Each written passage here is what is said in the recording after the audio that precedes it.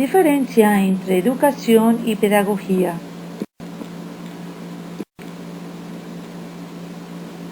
Paidos significa niño, agogía significa conducción, es decir, conducción del niño. En sus orígenes el pedagogo era el esclavo de los que cuidaban a los niños. Más tarde se convirtieron en preceptores de los hijos de familias acomodadas. Hoy la pedagogía es la ciencia que se ocupa de la educación.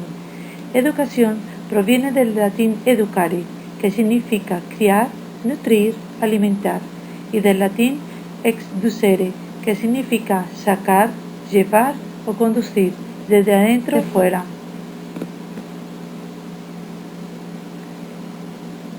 Cuadro comparativo entre educación y pedagogía.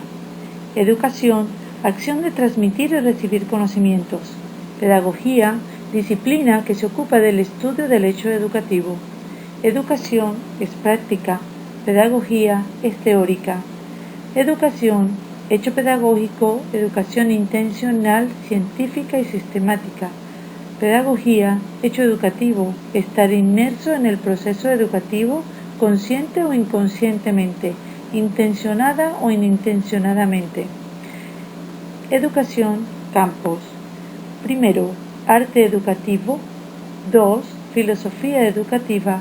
3, didáctica o metodología de la educación. Pedagogía, etapas sucesivas. 1, como hecho real de carácter natural, social, humano. 2, como reflexión filosófica. 3, como actividad tecnológica. Sin la pedagogía, la educación no podrá tener significación científica.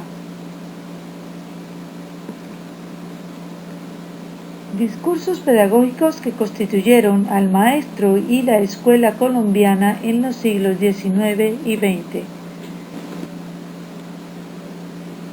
La pedagogía en Colombia va cambiando sus tesis en varios momentos de la historia. Los diversos discursos pedagógicos formaron los modelos de la escuela pedagógica en Colombia. Dos momentos fueron los modelos de escuela y la influencia sobre el maestro durante los siglos XIX y XX. La pedagogía tradicional o pedagogía moderna es la pedagogía implementada por el señor Joan Pestalozzi, o más conocida como pedagogía pestalozziana, 1845-1930. La pedagogía objetiva o intuitiva tuvo su inicio entre 1845 y 1847. Este método se presentó como el complemento práctico de la filosofía utilitarista de Jeremías Bentham y tratado por muchos ideólogos como la modernización intelectual y moral de la sociedad. Su gran aporte fue apropiado como tecnología práctica para la nueva formación de nuevo tipo del hombre moderno. Podemos concluir que la pedagogía racional y su débil desplazamiento por la pedagogía experimental es parte de las tensiones creativas que enriquecen el campo conceptual y práctico del deber pedagógico, y que por lo tanto no debemos hablar que hay una falsa distinción entre pedagogía tradicional y pedagogía moderna, ya que los maestros en su gran mayoría siguen aplicando las dos. Críticas pedagógicas y paradigmas educativos.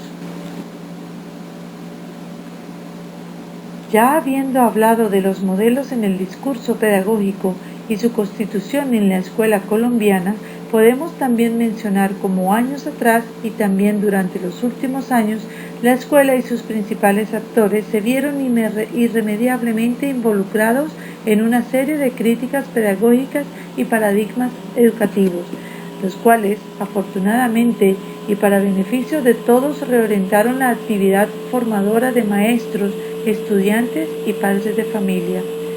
Si bien hoy nos queda claro que las fallas de la escuela van desde el autoritarismo, el centralismo y la idea de simple de que sí principalmente funciona es transmitir conocimientos, preguntas y respuestas correctas, más que asegurar la comprensión y aplicación o uso activo del conocimiento.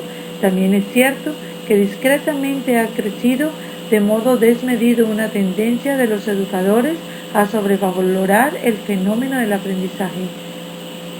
En la escuela colombiana también es importante traer al discurso y a este texto que existen algunos paradigmas que se pueden considerar tradicionales sobre factores que han constatado la ineficiencia o caducidad de algunos modelos pedagógicos y que han provocado pretensiones de rediseñar las prácticas pedagógicas y la naturaleza del proceso de enseñanza-aprendizaje, tales como la pedagogía liberadora, la constructivista, la teoría sociohistórica, entre otras.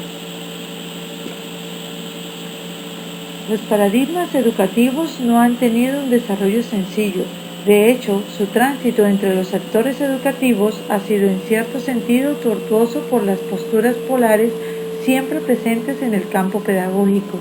Por una parte, se encuentran las instituciones educativas, que siguen observando hacia el pasado y que se erigen como defensoras de las tradiciones con una manera segura y aceptada de hacer las cosas, y por otra, surgen precisamente estas corrientes innovadoras en diversos campos, direcciones y visiones.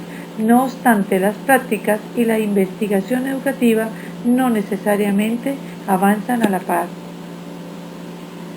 Finalmente, como conclusión, podemos decir que hoy en día existe una nueva cultura pedagógica, un nuevo consenso en torno a la idea superada en el sentido de una pedagogía de corte burocrático, instrumental, procedimental y meramente técnico o simplemente didáctico. Se han abierto otras nuevas formas de pensar referente a la pedagogía. Muchos maestros y maestras se han contagiado de la posmodernidad y han asumido el reto de pensar en la pedagogía desde la pedagogía.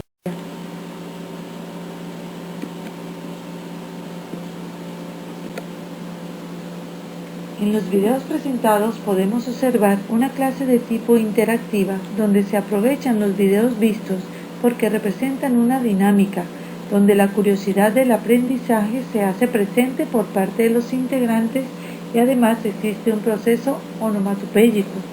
Este tipo de personificaciones interactivas son elementos de gran importancia en la educación infantil, dado que son diseñados para el desarrollo de estos pequeños, llevando sus aprendizajes en función de la vida cotidiana, pues en este ámbito los niños se desenvuelven comenzando por el contexto familiar. En la gran mayoría de estos programas vemos cómo a través de la lúdica de enseñanza, de este modo se va desarrollando toda la imaginación y la creatividad de los infantes.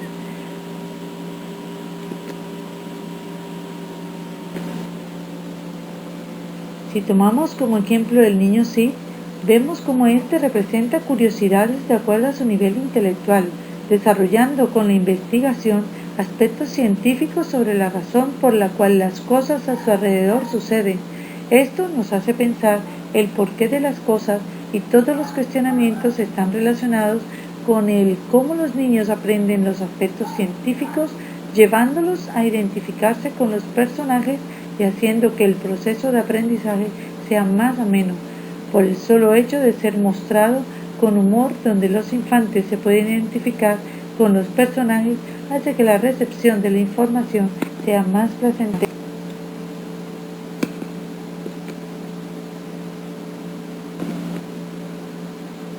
En todos estos programas vemos el uso de los seres no reales o en un formato desarrollado para niños. Por esto, si miramos el aspecto más importante, es el aprendizaje. Todos estos programas tienen en común el uso de seres no reales o en formato desarrollado para niños. Por lo tanto, es importante tomar en consideración los aspectos que son más relevantes, tales como el aprendizaje de los mismos niños en forma de cómo ellos desean aprender, con una enseñanza guiada por un facilitador, en este caso la maestra Susana, pues ella representa un papel de enseñanza que además de ser pragmática, centra el contenido de una forma aplicada en el entorno real.